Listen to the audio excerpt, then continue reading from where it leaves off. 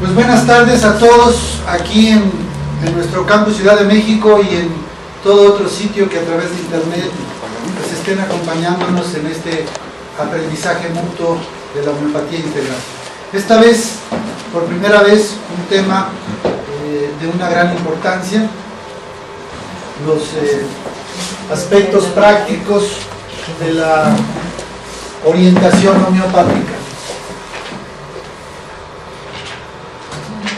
No se trata pues de que la homeopatía sea una disciplina teórica, se trata de que aterricemos en un sentido muy práctico. Y muy práctico no solo el saber qué medicamento vamos a utilizar o cómo utilizarlo, sino muy práctica sobre todo en el sentido de que más allá del medicamento nosotros sepamos orientar a las personas en el sentido profundamente homeopático. Eso es lo que significa esta palabrita rara que ahora van a ver en la pantalla, homeoorientación. ¿Qué quiere decir homeoorientación? Bueno, la palabra orientación todos la comprendemos, ¿no? Hay que orientar a alguien, hay que educar a alguien, hay que guiar a alguien. El poner antes homeoorientación se refiere a que sea homeopática. La parte que dice homeo viene de homeopatía. Y ya saben, la ley de la semejanza es lo semejante, cúrese con lo semejante. Ok, entonces, homeoorientación. Homeo, recuerden, quiere decir semejanza. Lo semejante, cúrese con lo semejante. Homeo es amor. La homeopatía entonces tiene que tener una orientación que tenga que ver con lo semejante y con el amor. Porque hay muchos modos de orientar y todos pueden ser buenos. Seguramente ustedes han tenido antes de la homeopatía integral un modo de orientar, de tratar de ayudar a alguien, de aconsejarle. Pero seguramente, como han descubierto, han vivido en muchos sentidos desintegrados, desintegradas, con falta de sumar algunas cosas que les hacían falta. Y este curso ha llegado a hacerles comprender las cosas que hacen falta. Seguramente en este tema de la orientación, hoy y a partir de hoy, tal vez desde antes, están descubriendo que el camino que les hace falta comprender para realmente ayudar a los demás, incluso en lo que ya estén haciendo, a lo mejor los masajes o la volaria, cualquier técnica médica, va a ser mucho mejor, con mejores resultados, si ustedes tienen una capacidad de orientar a las personas con el método homeopático, de que lo semejante se cura con lo semejante. Así que de eso vamos a intentar trabajar en estos primeros videos. Primero hay que recordar un tema ya visto, y digo ya visto, no importa si aquí ya se vio, si no lo veremos, pero en síntesis hemos hablado en un tema llamado Somos Luz y Sombra, que está en la página, ya el video, los videos completos para quien quiera, que una persona enferma, cuando no acepta y no integra las polaridades en sí mismo y en los demás. Es decir, la persona enferma si no acepta su parte oscura, o enferma si no acepta su parte blanca. Hay gente pues destructiva, dañina, que está muy contenta siendo así, contenta en parte porque se percibe mal o enferma, y entonces solo va a curar cuando acepta que ha estado siendo destructivo y dañino, en cierto modo por autodefensa, y que cuando descubre que ser bueno y ser algo más cordero no es nada negativo sino positivo y le va a complementar, entonces puede enfermar menos. Pero sobre todo la parte que tiene las personas que tienden a ser más blancas, más cuidadosas, menos dañosas, más amorosas y generosas, muchas veces su enfermedad es porque no aceptan la parte difícil de su persona, sus sombras, aquello que niegan o que reprimen. En síntesis, pues esto que vamos a ver muy minuciosamente en un tema es que una persona enferma, porque no se acepta, no se integra, no se unifica. Entendamos entonces que nuestra orientación va a ir siempre muy en el rumbo de que la persona se acepte, que la persona integre, que la persona se unifique. Siguiente. En cambio, al revés, dicho lo mismo, pero al revés, una persona sana o está en camino de curación cuando acepta e integra las polaridades en sí mismo y en los demás. Como lo señala el dibujito, su ala negra y su ala blanca, en el mismo ser. Dice que nosotros somos seres duales, 2 ojos, 2 oídos, 2 brazos, 2 piernas. Casi todo nuestro organismo está en pares. Entonces, este ser que somos está indicando nuestra dualidad esencial, pero unida. Incluso la columna vertebral, los chakras en medio, indican la unificación de nuestras polaridades, de todo lo que somos. Y con eso sanamos. Cuando nos cortamos una ala, cuando nos cortamos un hemisferio cerebral, pues enfermamos. O enfermas por demasiado mental, o enfermas por demasiado cerebro derecho, demasiado corazón. Pero es enfermedad. Solo la unificación, es decir, solo la aceptación, la integración y la unificación nos sana. Por lo tanto, la orientación que vamos a ir aprendiendo a partir de hoy, y que es muy importante porque es así, por favor, empiecenla a trabajar, no se precipiten con los medicamentos, denme tiempo a mí. Pero esto que hoy enseño y que hemos enseñado desde el principio, eso empiecen a ver cuánto bien hace y cuánto funciona para ustedes y para los demás. Ahora sí, primero ustedes. Si bien les dije que no se automediquen drogas homeopáticas, lo que sí les digo, empiecen con ustedes a aceptarse, integrarse, unificarse, a amarse, a aceptarse. Con eso está ganada toda la curación. Yo poco tendré que hacer si ustedes tienen un trabajo fuerte sobre eso. Les digo sinceramente que si alguien va respondiendo al tratamiento homeopático, es porque están trabajando esto. No soy yo, ni es la droga que yo decido. Es el trabajo que van comprendiendo. Curiosamente, como por magia, yo creo que viene de Dios, el médico y el paciente desde su primera consulta de alguna forma logran una comunicación de energías o de no sé qué que les hace empezar a estar mejor. Nos referimos sobre todo al enfermo que va a la consulta. Pero no es porque el médico haya hecho algo especial ni sea tan especial. No es la persona en sí, sino en todo caso la persona enferma la que puede lograr la magia. Por supuesto también el que esté enfrente, pero confiemos en que sea, no es cualquier ser humano. Aún mis alumnos, teniendo menos experiencia, por así decir, también están aprendiendo todavía muchas cosas, ya son seres humanos que son sabios y que son honestos, y eso les va realmente a producir la ayuda que ustedes necesitan. Pero vamos al tipo 1. ¿Qué tenemos que hacer de acuerdo a lo que estamos aquí diciendo? Entonces, el tipo 1, ¿por qué está enfermo? Porque no reconoce, no acepta o no integra todas las cosas que es. Aquí pongo solo unas cuantas para no enredarnos tanto. Si somos minuciosos tendríamos que ir viendo síntoma por síntoma, aplicando prácticamente las cosas, pero vamos a lo esencial. ¿Por qué se enferma el 1? ¿Por qué es enojón? No, se enferma porque no reconoce que lo es, porque no acepta que lo es y porque no integra que lo es.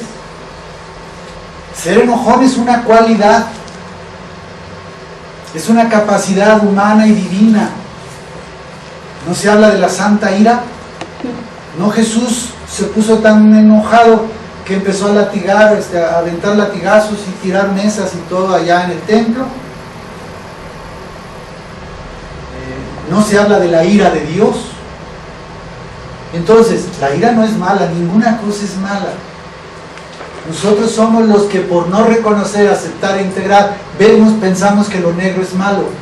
O al revés, los que están de este lado ven que lo blanco es malo. Estar tensos no es malo. Lo que nos produce enfermedad es no reconocer, no aceptar o no integrar la tensión o la represión. Claro, yo he hablado un poco para que se entiendan las cosas, vamos como pedagógicamente hacia arriba y hacia abajo, vamos en espiral. Pero aquí en este tema ahora tengo mucho más claramente que decir, tampoco la represión es mala. Tiene sentido positivo y lo vamos a hablar en este mismo día. Tal vez lo malo de la represión sea que no la reconozcamos, que no la aceptemos, que no la integremos. Porque sobre todo un tipo 1 hay que entender que siempre va a tener esta tendencia. No tiene caso decirle o buscar como consejo, oye, es que ya no te reprimas. Ese es el consejo que damos. Es que estás mal porque sigues reprimiendo. ¿Para qué le decimos lo que ya sabe, lo que de por sí le ocurre? Hay que cambiar el discurso.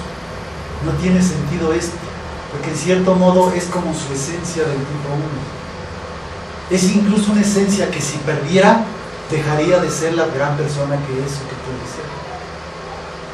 Y lo mismo la intolerancia, vean, cada vez suenan más fuertes los conceptos, sobre todo si se aplican a alguien que vive cerca de nosotros y no nos gusta cómo actúa, pues nos afecta y quisiéramos que se le quitara. Pero no, la intolerancia también tiene un aspecto muy positivo que hay que saber reconocer, aceptar e integrar. Y aún la hipocresía, nadie quiere aceptar que es hipócrita, no recuerdo a ningún paciente que me haya dicho, se lo pregunte o yo no, alguna vez en consulta que me haya dicho soy hipócrita. Y todos lo somos. Si lo pensamos bien, si miramos bien dentro de nosotros, todos lo somos. ¿Por qué nos cuesta tanto? Pues porque eso en la cultura, una palabra feísima. Y nadie quiere ser eso. Porque todo el mundo considera que es una palabra muy desagradable. Pero el tipo 1 que llega en estados muy enfermos a ser así, es su ser también. Y también tiene positividad y tiene que aprender a reconocer, aceptar e integrar. De alguna forma, si eso hace, va a ser más sano. Esta imagen es pues mirar la luz, mirar la sombra, amar la luz, amar la sombra. Eso lo vamos a ver en muchos más temas de nuestro curso, pero ahora a propósito de la medicina y de estafisagria y del tipo 1, lo estamos aquí manejando. Entonces, puse unos cuantos síntomas, vamos a ver todos los que habíamos puesto muy rápido, solo para reconocer otra vez que el rostro homeopático que acabamos de ver de estafisagria, para realmente ayudar a una persona tenemos que saber quién es y ayudarle a que el paciente sepa quién es, que es perfeccionista, trabajólico, hipersensible, crítico, inconforme, que es introvertido, serio, hiperresponsable, tenso, hipercontrolado, reprimido, con sensaciones de culpa, que es iracundo, sobre todo irritable, indignado y resentido, que es intolerante, que es obsesivo-compulsivo, que es vengativo y cruel. Eso puede que no le guste a él y puede que no le guste a los demás, todo eso que acabo de decir, especialmente lo que consideramos malo. Pero volvemos otra vez a lo mismo. Este tipo 1 se va a enfermar si no acepta y no integra las polaridades en sí mismo y en los demás, es decir, no se acepta, no se integra, no se unifica. Para no ver la lista tan grande, solo vamos a ver unas cuantas. Aquí, por ejemplo, ¿de qué consistirá la homeorientación? Para ir aterrizando, aunque después se va a ir complicando un poco. Lo primero en lo que debemos orientar es afirmar en el paciente su personalidad. No negar su personalidad, no disminuir su personalidad, no culpar a su personalidad, sino decirle sí, sí, sí, sí a lo que es. Es decir, si el paciente viene y se autoacusa de ser perfeccionista, la homeorientación no va a ser, bueno, qué bueno que se dé cuenta que eso está muy mal, porque ya dándose cuenta va a empezar a mejorar y verá que lo vamos a ayudar, y la homeopatía lo va a hacer que no sea tan perfeccionista. Eso es el viejo camino. No dudo que haya funcionado y pueda seguir funcionando para quienes lo sigan, pero no es el camino homeopático. El camino homeopático, y créanme, es el que cura más rápidamente, es que le digamos al paciente, cuando nos diga, es que yo soy muy perfeccionista, es decirle, qué bueno que lo sé. Hacen falta en este mundo seres perfeccionistas. es que trabajo demasiado. Que bueno, hace falta gente que trabaje demasiado. Es que soy muy criticón, estoy subrayando algunas para no verlas todas. Pues qué bueno que lo sean, porque luego la gente no se da cuenta de las cosas que hay que mejorar, que hay que cambiar. Es decir, hay que darle por su lado al paciente, por así decir, eso es lo homeopático, pero no darle por su lado en un sentido equivocado, que sea falso. Es realmente creer que el paciente es uno, bueno, verdadero, bello, es divino, es hijo de Dios. Y entonces no nos va a costar trabajo con autenticidad decir eso, comprender eso. De hecho, el tema les va a hacer comprender mejor esto. Ya lo han escuchado, estoy comenzando apenas. Explicaré cómo es posible que esto sea una bendición para el tipo 1.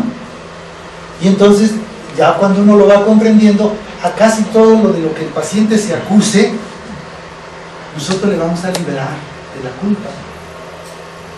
Sobre todo, vamos a ir aprendiendo técnicas que nos van a ir apareciendo si somos honestos, si aquí vamos estudiando con ánimo y con esperanza, si nos convertimos en las personas que realmente somos, van a ir ocurriendo los caminos. Pero hay uno muy simple, bueno, ¿usted por qué me dice que es perfeccionista?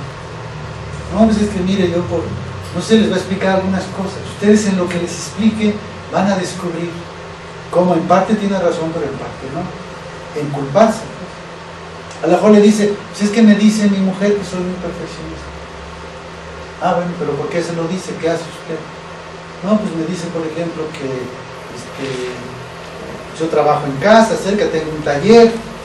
Entonces me dice, por ejemplo, que pues, soy muy minucioso y que me tardo mucho y que me van a pagar lo mismo, que lo haga más rápido, que no tengo que ser tan detallista en dejarle el cargo perfecto al cliente. Nos damos cuenta que la equivocada es la mujer, ¿no? Él pues, tanto le dice que a lo mejor considera que es incorrecto. Es decir, tenemos que aprender a juzgar de un modo mucho más libre, mucho más abierto, mucho más sano. Y entonces, aunque no tengamos que ir, oye, la que está mal es su mujer, a lo mejor ahí sí en ese caso le vamos a decir, oiga, pues yo creo que poca gente en México y en el mundo es honesta con sus clientes. Así que yo creo que no debería dejar de hacerlo. Yo tengo también mi coche y yo quisiera llevárselo a alguien que sepa que me lo va a hacer con dedicación y no que le va a dañar otra cosa para que regrese yo a la semana siguiente a ver qué me compone ahora, porque ya me lo descompuso el propio mecánico. Digan si no ocurren esas cosas aquí en México. Entonces, necesitamos gente así. Usted necesita ser, está bien que sea así. No, pero es que me producen problemas, porque la verdad es que sí te exagero, que no sé qué, que luego ya me duele la cabeza. Pues eso sí, vamos a ayudar un poco, no tiene por qué dolerle la cabeza.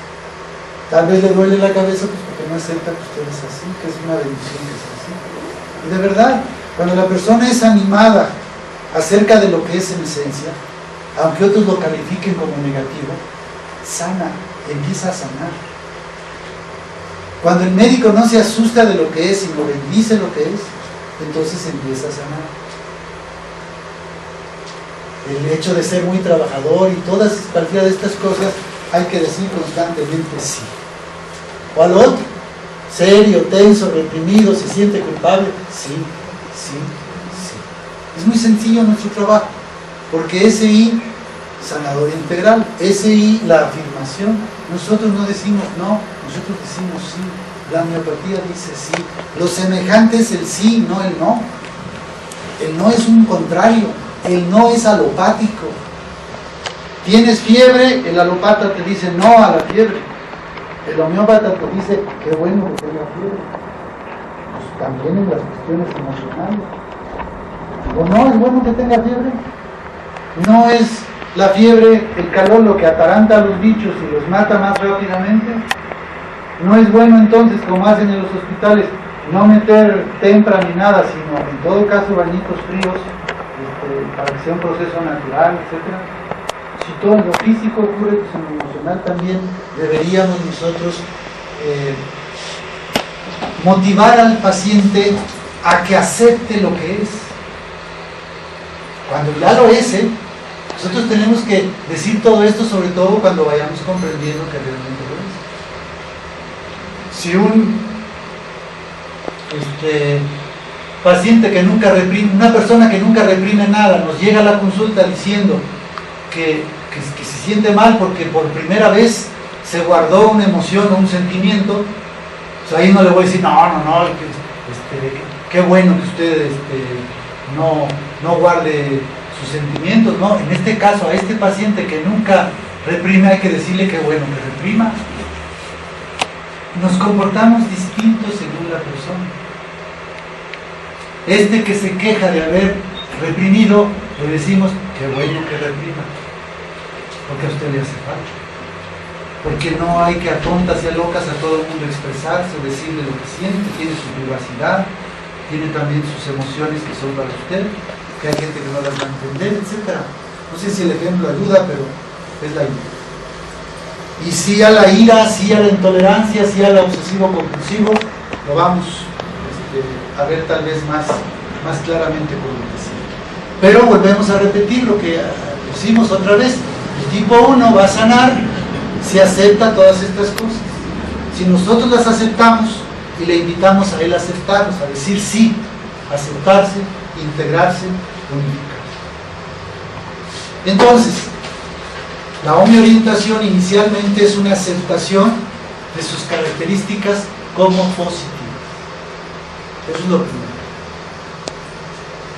Cada característica de las 19 que dijimos y todas las demás que quieran, porque son mucho más los síntomas de tipo 1, pero hemos reducido a esos 19 los principales, o a 11, para no hacernos muchas bolas los que ponemos en mayúsculas.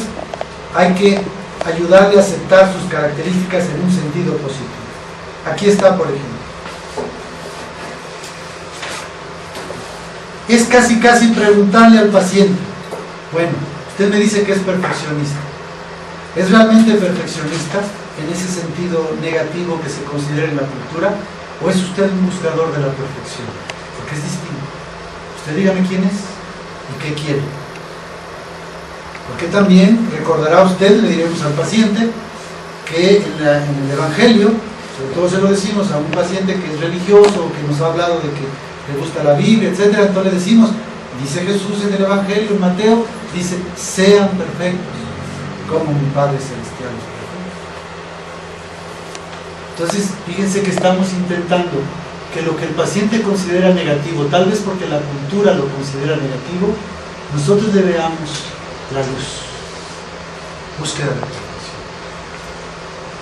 Curiosamente, un huevón es el que se va a quejar con el tipo 1 de que es perfeccionista. No sé, dos compañeros de trabajo, uno es 1, el otro es 9. Y el que se vaya más pronto del trabajo, que acabe más rápido, depende de acabar el trabajo. Y entonces el huevón va a decir, primero no va a hacer casi nada.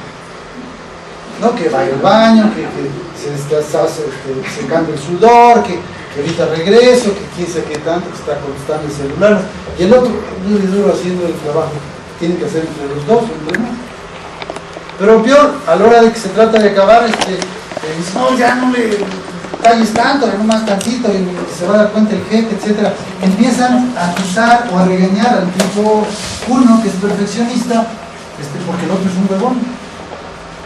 Entonces, noten pues los que sean tipos 1, pero estoy hablando de que se lo tienen que decir a sus pacientes. Mire, mucha gente que le dice que es perfeccionista es porque tiene otra personalidad y no le gusta cómo es usted, porque es una persona que tiene otra personalidad. A ver, pregunte, ¿a usted le gusta la gente que es muy huevona? No, luego decir que no, el tipo 1 va a decir que no. Y al contrario, le enojan, le indignan, le parece una injusticia que haya gente huevoneando en el trabajo, donde sea.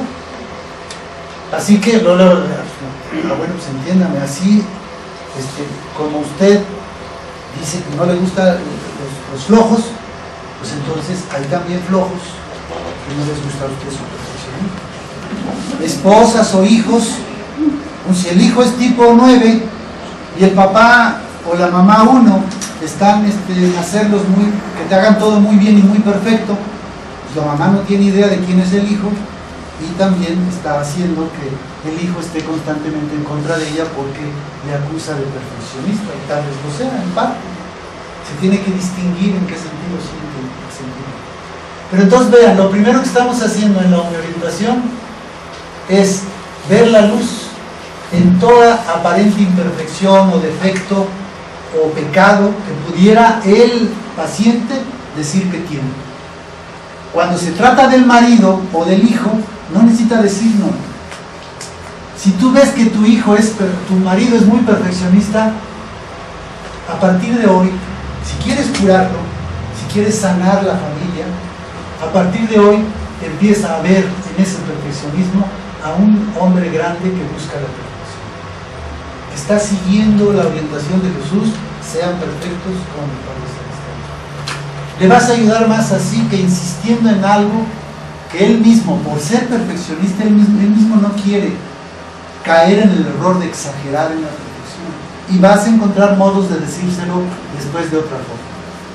Pero inicialmente afirma la positividad de su aparente defecto. Puedes decir que es trabajólico, por ejemplo, o el paciente decirlo de sí mismo, pero también él puede decir, o tú puedes decirle que no es trabajólico, que es trabajador.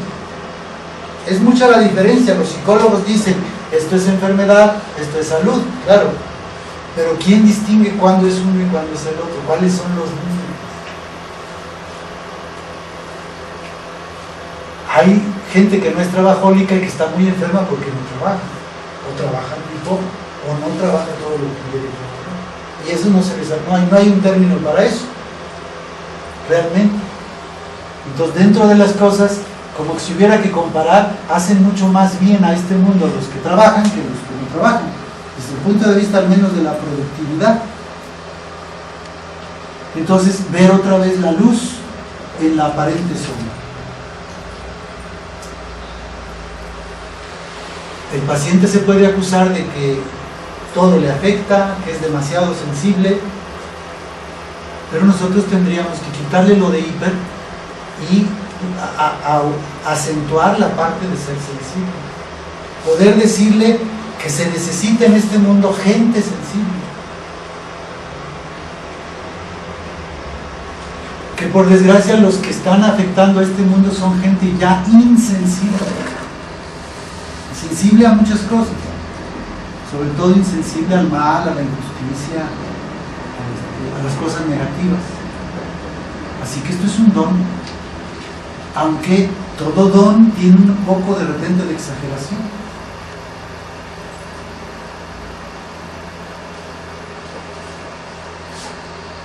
¿Tenso o enfocado? Muchas veces lo que llamamos tensión o lo que el propio paciente llama tensión es un estado de alerta total de sus sentidos exteriores e interiores que lo enfocan para lograr resultados. Por supuesto, si tú quieres lograr resultados, bueno, vas a tener cansancio, tal vez te enfermes un poco, tal vez te duela la cabeza. Si estuviste concentrado en un libro, haciendo una tarea, haciendo algo importante para ti, bueno, puede que te duela un poco la cabeza. Pero eso es parte de la vida, es parte de un trabajo duro que existe. Hay una tensión interior que es también sana. ¿Por qué llamarle negativa? Yo no me estoy contradiciendo, hay cosas que curar. Pero para curarlas no es rechazando su valor. Es primero viendo su valor. Y entonces sí, puede que la persona se haga un poco menos tensa al realizar sus actividades. Se puede lograr cuando ya se unifica, cuando se integra. Pero inicialmente hay que descubrir la luz en la sombra. ¿Realmente reprimido? ¿O lo que pasa es que le preocupan tanto los demás que no quieren molestarlos con sus reacciones iracundas o con sus sentimientos de tristeza? No es amor que una persona oculte su tristeza para que tú no te pongas triste. Digo, es un modo del amor que tal vez si tú también lo amas, le dices, no, amor, a mí, aunque aparentemente digas se me va a entristecer, yo quiero saber que estás triste para abrazarte, para consolarte, lo que sea.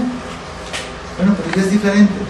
Es al menos entender y disfrutar que nuestra pareja o que nuestros hijos a veces, por nosotros, por amor de nosotros, reprimen cosas. No siempre nos dicen que les enoja y menos explotan delante de nosotros. Son bendición los pequeñitos que nunca explotan. Pero también son bendición, si ya después veremos los otros números contrarios, los niños que explotan. A ambos hay que decirle sí, con gran alegría. Uno tiene sus grandezas y el otro también tiene las suyas. Ambos tienen sus dolores. Es inevitable tanto el dolor como la salud. Entendamos eso, porque eso es lo que tenemos que aprender aquí. Cada clase es dualidades, polaridades que hay que entender. ¿Está mal que se sienta culpable? ¿O tiene también la bendición de que es alguien que desea no hacer daño? Ni el más mínimo. Incluso en el pleito que tuvieron, él siente que fue el que tiene la culpa. Y lo siente porque no quiere que la otra persona se sienta mal. Lo primero es no hacer daño, piensa una gente que se siente culpable, y entonces no quiere ni el más mínimo. Entonces otra vez es una reacción de un gran corazón, de una alta generosidad. Por eso recuerden que Stafisali es muy generoso. Es tan generoso que prefiere reprimir a hacer sentir incómodos a los demás. No sé, un ejemplo muy común hoy en México, en todos lados. Estaba uno muy tranquilo en un camión, tratando de dormir o estudiar, de repente alguien en el celular. No, que sí, que mira, que mañana, que pasado, que no sé qué, que me dijiste, que te dije. Unos gritos. Es natural, a lo mejor uno piensa que usando esos aparatos no se oye al otro lado si no grita uno. Pero esto no grita, no se da uno cuenta lo que hace el daño que le produce a los otros. Está queriendo descansar, dormir, paz en la casa. ¿Qué es esa gente? ¿Ustedes creen que un tipo uno va a hacer eso? Los tipos uno normalmente tienen en silencio tienen vibrador y no tienen las musicotas ahí todas. ¿Por qué? Porque sienten que es molestar a los demás. No sé si lo entienden, solo si son uno lo entienden ustedes, porque si no lo son no entienden nada. Sinceridad, para eso es, para hablar, ¿no? Cuidado si alguna vez alguien le dice a la que está hablando, oiga, que estoy hablando, que no sé qué, que tengo derechos, que es el aire mismo para todos, ¿no? Hay gente que sí sabe expresar lo que es y lo que siente, así grita, y es otra personalidad, no es tipo uno. Eso también es una bendición. ¿Por qué? Porque es una persona libre. Ya lo hablaremos en su momento. Oiga, señora, que bueno, quiere decir que usted es libre, que no le importa lo que digan los demás, que usted camina fuerte y firme, perfecto, adelante. En la primera consulta sí nos lo decimos. Y ya cuando se trata de integrar, pues tendremos que hacer ver que también la libertad debe llegar hasta donde choca con la libertad de los demás. El otro tiene también libertad de descansar, de dormir. Los que prenden, a mí me pasa en mi pueblo, la música a todo volumen en su casa, pero es como que quisieran que lo oiga toda la cuadra. Horror, ¿no? Y qué difícil ir a quejarse porque luego hay gente que se molesta de que tú le vas a decir que le baje el volumen a su radio. No sé si son ustedes así, bueno, pues no son uno, pero se incomodan a otras personas. Es lo que hay que entender. El uno tiene que entender que debería ya empezar a incomodar un poco a los demás. Y el otro, pongamos el número que sea, tiene que empezar a incomodar menos a los demás. Solo así ambos se van a integrar. Pero ambos son geniales. Simplemente uno molesta tanto al otro como el otro, ¿no? Los que, por ejemplo, son muy ruidosos, no les gusta estar en una fiesta con uno aburrido. No lo quieren de pareja, no quieren salir con él porque no va a querer bailar, porque es un aguado. Entonces, quieren otra persona, ok, pues ese es el punto. Lo curioso es que casi siempre nos vamos a buscar los opuestos, porque las almas gemelas son así, son para unificar los opuestos. Pero eso es entrar en otros rollos, la ira, el enojo, ¿es realmente pecado? ¿Es uno de los 7 pecados capitales? ¿O es también fuerza de transformación? ¿No es también con la pasión profunda de un tipo 1 que puede hacer cosas grandes, importantes para los demás? No es que le enoje la injusticia el que a lo mejor se dedique, haga una ONG, o él pertenezca a una, luche por los derechos de los demás y de sí mismo, etc. ¿No es una fuerza enorme el enojo que tiene? Que si no fuera el enojado, pues no tendría tampoco la fuerza que parece tener. De hecho, mucha gente envidia la fuerza de los fuertes, de los iracundos. Quisieran tenerla, la envidia. El 4, por ejemplo, envidia esto, el 9 envidia esto. Todos envidiamos el uno que envidia la suavidad y la paz del 9 o del 4, por eso se casan. Los que no funcionan es los que no entendieron nunca que el matrimonio era para eso, o que descubrieron que se casaron iguales, están los dos peleando, pero los dos son uno, son los 13, son los 4, son los 3. Pero no, eso es lo que debemos entender en la humanidad. No, entonces yo todo el tiempo tengo conflictos con mis hijos, con mi mujer. Vamos a discurrir por qué somos conflictos. Y entendamos que a lo mejor el conflicto es que ni usted acepta como es, ni ella acepta como es. No se conocen. Llegaron para estar juntos, usted enojón y ella no. Ella es friolenta y usted caluroso. Así es la vida. Ella necesita su calor y él necesita su frío. No sé, de veras, vayan haciendo analogías, pensando estas cosas en la vida práctica, con las personas que estén cerca de ustedes, con el marido o cada hijo, y van a descubrir muchas cosas maravillosas ustedes mismos. Yo no alcanzo a explicarles tanto, aunque poco a poco lo hago. Suena muy feo esto de obsesivo compulsivo, pero hay que decirle al paciente, bueno, más que una enfermedad tal vez, es una misión personal. El mundo necesita obsesivos compulsivos.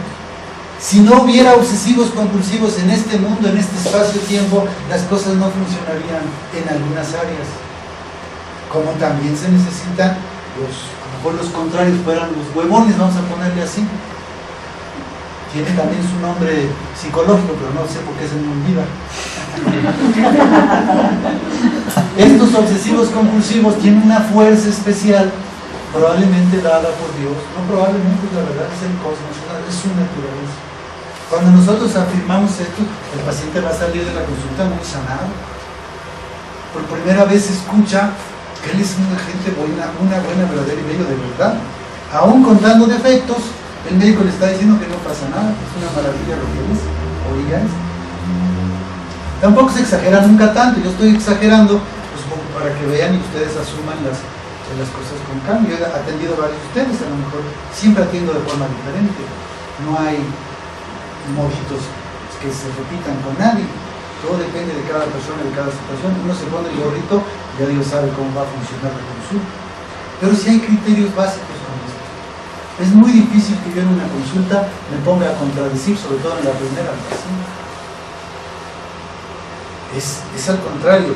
Solo voy a ganar su confianza y su amor, que yo lo necesito para ayudarle, comprendiéndolo como quiere ser comprendido. Y no falsamente, yo no es técnica que en realidad piense que es un malvado y ahorita le haga sentir como que no lo es. Eso es hipócrita, eso es malo, eso es negativo, eso es enfermo. Por eso se necesita, para ser sanador integral, crecer de tal manera que no haya sombra que nos angustie. Yo ayer mismo le dije a algún paciente, nada de lo que me puedas decir me puede asustar, porque nada considero que es para asustar, ni el mayor pecado, si le quieres llamar así, ni el mayor defecto que tú pudieras tener o pudiera tener otra persona. Todos somos todo es bueno, todo es maravilloso. Todas las cosas que aquí les digo, luego las digo en la consulta, aunque sea muy rápido y muy breve. Y como creo que son verdad, pues me las creen. Es decir, sienten que es auténtico. Tienen ustedes que convertirse en gente que hable de estas cosas en forma auténtica. Pero ¿dónde van a aprender? En casa. Si a tu mujer la próxima vez, en lugar de reclamarle algo, o lo que quieras, no sé, ¿qué se les ocurre? Que tu mujer es tipo 1. En lugar de reclamarle que se la pase haciendo tanto que hacer, que de todos modos yo lo reclamaría, porque tampoco me parece, ya lo dije hace un momento, pero a lo mejor le va a decir, oye amor, qué bonita está que la haces. Realmente aprecio que se vea tan bien. A mí me gusta.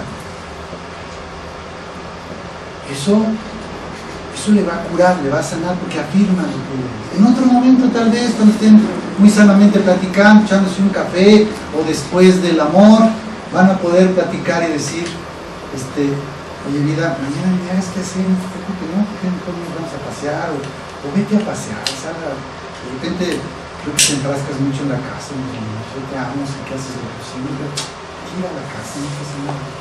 Ese también lo va a entender, porque sabe que surge del amor, no del reclamo. Y así cualquier ejemplo.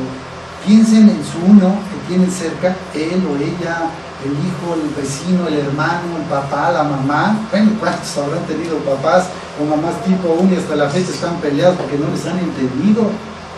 No han valorado lo que son. Dios sí ve así como yo estoy diciendo. Si quieren que lo digamos de otra forma, Dios es el primero que dice: no, ningún hijo mío es obsesivo compulsivo, él tiene una misión personal. No, ningún hijo mío tiene pecados, y ningún hijo mío lo hice para andar destruyendo cosas. Mis hijos son mis hijos y son santos, y la fuerza que tienen son nuestros responsabilidades. Esa es la visión de Dios de nosotros. Solo hay que tenerla nosotros, para nosotros mismos. Pero aquí sí, como no se trata de medicamentos, también piensen en ustedes. Si creen que son el tipo que quieran, poco a poco, platíquenlo con su médico, platíquenlo conmigo, aunque no sea su médico. Si hacen el test, yo les puedo ir orientando, no sé. Pero algunas de estas cosas, ustedes reflexionanlas mejor y vean la posibilidad de lo que es. Porque incluso, si quieren más dificultad o más escándalo o más complejidad, la orientación tiene que llegar también, aunque sea más poco a poco, a que el paciente sea capaz de aceptar sus características, incluso si son realmente negativas. Porque la aceptación es salud y la no aceptación es enfermedad. Los achaques van a reducir mucho cualquier enfermedad si el paciente se acepta como es. Estamos hablando del ser. Nadie puede rechazar lo que es. Y entonces, a veces nosotros tenemos que comprender que un paciente tal vez es perfeccionista, incluso en el sentido negativo, pero es por decisión, es su decisión. A él le gusta pues eso. A la mujer, por ejemplo, que hace el quehacer tan meticuloso, es que le gusta, es un placer, pues tiene derecho a tener ese placer, es su decisión. Está exagerando, y desde el punto de vista de mejor dedicar las fuerzas a otra cosa sería mejor, bueno sí, pero esa mujer tiene derecho a disfrutar la vida, y disfruta la vida también con su perfeccionismo. Yo le digo como su maestro: oye, dedícale esa fuerza tan maravillosa que tienes, dedícalo a tus tareas y no al quehacer. Pero ella, con todo respeto, me puede decir: pues sí, tiene razón, pero a mí me produce mucho mayor placer limpiar mi casa que hacer tarea. Entonces tienes derecho a disfrutar la vida, veniste a eso. Esta vida es para ser felices, para hacer lo que nos hace disfrutar. De hecho, el uno olvida mucho eso. Por lo tanto, como es de los pocos, de los que no disfrutan mucho la vida, pues lo que disfrutan, que lo hagan. No importa que sea esto que les va a producir dolor de cabeza o problemas con los demás. Es decir, también se vale que le hagamos entender en la consulta al paciente que tiene derecho a estar enfermo, a ser perfeccionista en el sentido negativo, que no pasa nada tampoco con eso, que es su decisión. Recuerden que hablamos de emociones y decisiones. Los médicos tenemos que respetar la decisión del paciente. Cuando él dice: quiero cambiar esto, bueno, entonces es su decisión y le ayudamos. Y la homeopatía va a funcionar. Pero si su decisión no es seguir siendo perfeccionista, el Staphysaria no le va a quitar eso. No es capaz. La Staphysaria ni ningún medicamento rompen con la libertad humana, con la propia decisión. Todo lo que siguen se parece. Alguien puede ser trabajólico porque eso es lo que le da sentido a su vida. Hay gente pues que trabaja 2 o 3 trabajos porque con eso gana el dinero que necesita para que sus hijos tengan, no sé, tal escuela, tal cosa. Ese es el sentido de su vida. Muchas mamás hacen eso. Yo estoy en desacuerdo también con eso. Creo sinceramente que eso no les educa a los hijos ni les da a los hijos lo mejor. Pero mientras esta persona no lo entienda así, tiene derecho a deslomarse, a acabarse la vida trabajando duro, con un montón de trabajo, porque eso es lo que cree que es el sentido de su vida. Tiene derecho, está bien. El médico tiene que comprenderlo, tiene que ayudar a profundizar en todos estos conceptos, pero finalmente la orientación tiene que ser capaz de comprender que el paciente toma sus propias decisiones, aunque en apariencia fueran equivocados según el médico. Hay personas que a mí me llegan, lo primero que les digo en la consulta, pues es que tiene que dejar el trabajo que tiene. Si quiere curar realmente de tantos síntomas que me dice, debería dejar tal trabajo. Y cuando no hay otro trabajo, en este México nuestro, cuando además, sin ese trabajo no puede ayudar a su familia, le pido imposible, no puede, un médico no puede pedir imposible. Lo que tiene que decir, bueno, de acuerdo, pero también entiéndame y acéptame que entonces pues va a seguir, no sé, con el estreñimiento, por ejemplo. Las personas estreñidas son las que pues, se esfuerzan mucho, no se relajan, ¿no? No quiere decir eso estar estreñido, que todo está relajado y por lo tanto también el intestino, etc. Entonces, pues si no se va a relajar, pues va a seguir con el estreñimiento, no importa que des tapizaria o chochos que sea. Pero está bien, puedes vivir con estreñimiento y con algo de molestias.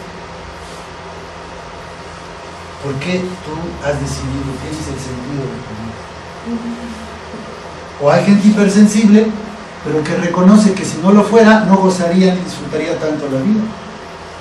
El hipersensible sufre todo demasiado, pero igual lo goza enormemente. El que es consciente de estas cosas, dice, bueno, si a mí esta bisagra me va a quitar algo de sensibilidad para el dolor, también me la va a quitar para el placer y para el gozo. Entonces no, prefiero sufrir como sufro con tal de tener los placeres que disfruto. No sé si se entiende, porque de esto hablaremos más con el tipo 4. El tipo 4 él es el más sensible de todos. De hecho, si toca con el 1 es porque hay conexiones del enneagrama. Pero bueno, no les enredo. El más sensible del enneagrama es el 4. Entonces, es el que más sufre. Pero cuando disfruta, es el que más disfruta. Es decir, ¿cómo les explico? Uno puede creer que disfruta, por ejemplo, un atardecer. Pero con un tipo 4 nadie disfruta un atardecer. El 4, por más que explique, no puede hacer entender a los seres normales cómo es disfrutar un atardecer. Es realmente entrar en el cielo. Un atardecer, entrar en conexión con Dios. Es una experiencia que hormiguea el cuerpo, que no sé cómo explicárselo. Así que que de repente sufre tanto y llora y se la pasa horas llorando, etc., también es alguien que puede tener horas y días de absoluto paraíso en esta tierra. La gente que no sufre tanto, que no llora tanto, tampoco disfruta tanto. Es una por otra vez. Cada personalidad, por eso vamos a ver que es maravillosa. Los niños 4, los jóvenes 4, los adultos 4 sufren mucho, son los que más sufren en esta vida. También tienen un potencial para el gozo enorme. Me preguntaba algo Alex de la sexualidad sagrada, porque salía en el tema de la meditación transformadora, y claro, le digo, si vamos a hablar de sexualidad lo más pronto posible, porque es muy importante para la salud. Pero hablando de sexualidad, precisamente estos tipos sensibles, como el 4, logran placeres en ese campo que nadie se imagina. Sexualidad unida, por ejemplo, a lo espiritual, se les facilita mucho más a los tipos 4. No sé si eso de sexualidad sagrada, eso significa, tal vez aquí confunde un poco, porque la mayoría siempre han considerado como culturalmente que la sexualidad no tiene nada que ver con lo espiritual. Pues al contrario, Dios nos ha hecho sexuales porque nos quiere profundamente espirituales. El disfrute de la sexualidad es el disfrute de la vida, el disfrute de lo divino. Bueno, pues los 4 logran, no sé, vamos a hablar de lo que sí es culturalmente se conoce, los multiorgasmos femeninos. Bueno, pues son los tipos, las tipo 4 las que tienen eso, no otros tipos menos sensibles. Puede que tengan un orgasmo más o menos, o cada vez o de vez en cuando. De hecho, las más frías, las que no son tan sensibles, luego tienen problemas con eso. Pero las tipo 4, que por otro lado sufren tantas cosas, tienen una sexualidad a tope, a plenitud. Con ellas mismas incluso, a veces solitarios, pero tienen placeres muy especiales, muy altos, muy de Dios, muy espirituales. Hoy les confundo un poco por el ejemplo, pero doy a entender cómo tenemos que ir encontrando a través de nuestra orientación y que nuestros pacientes lo encuentren y que las gentes que vienen cerca de nosotros también les animemos a ser como son. Esa es la clave de la salud. Aunque a nosotros nos resulte incómodo como son, para eso es el amor. Tú te casaste con un friolento para darle calorcito. ¿Y qué va a decir él? Yo me casé con una friolenta, con una calurosa, pues ni modo, cuando quiere calorcito, aunque esté muy calurosa, pues yo le doy también, porque el amor unifica los dos lados. Se facilita más en un sentido que en el otro, pero el amor es el único que puede unificar las dualidades que son. Tenso, ya medio lo habíamos dicho, sí, pero consigues resultados. Ustedes no consiguen resultados, a lo mejor por ejemplo en sus tareas, pues porque nunca les produce mucha atención el problema. Ya llegó otra vez la clase y me hice otra vez lo que tenía que hacer. Ahí voy. Cuando tú vives tenso por eso, entonces consigues resultados y haces lo que tienes que hacer. Todo tiene su contraparte positiva, ¿no? Y mucha gente se reprime sencillamente porque se defiende.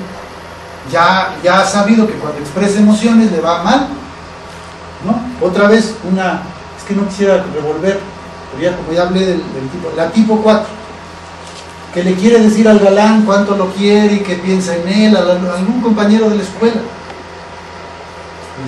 Además ella sabe lo pasional que es, lo amante que sería si él supiera.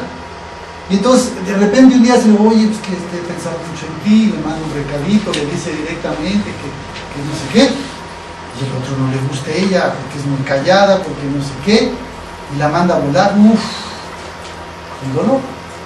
Y entonces ella dice, no, ya nunca le diré a nadie lo que siento por él, porque me van a rechazar. Entonces reprime por autodefensa. Pero lo que sea del tipo 1, reprime sus enojos, porque cuando los ha tenido, recibe críticas y recibe incomprensiones o alejamientos también de las personas. O se siente después culpable, porque no reprimió una vez y dijo algo, se siente culpable. No importa si después la persona dice, oye, qué bueno que me dijiste lo que me dijiste, porque ya me hiciste reaccionar. De todos modos ya estuvo culpable todo el tiempo, sintiéndose mal y que se va a enojar y que ya no va a querer o cosas así.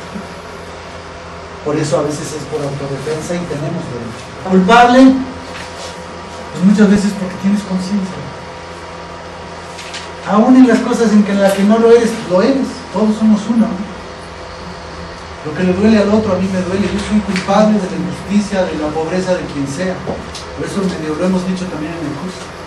Hay uno de los temas que claramente se dice, en lo social, por ejemplo, no sé si venía esa parte,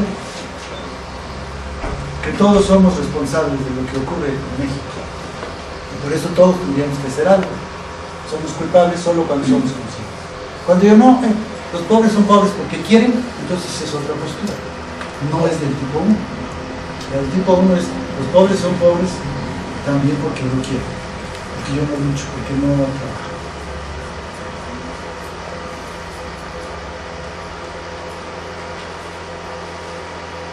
La ira, poder creativo. Muchas veces el uno cuando se enoja, precisamente se le ocurren ideas para hacer las cosas que hay que hacer. Se enoja consigo mismo o con los demás y logra cosas. El Quijote se enoja con la injusticia, el Alonso Quijana, y entonces se convierte en el Quijote. O escribe un libro, o crea una ONG, etc. Es un poder creativo la ira también. O esto que decíamos de lo obsesivo compulsivo es un impulso también de transformación de la vida.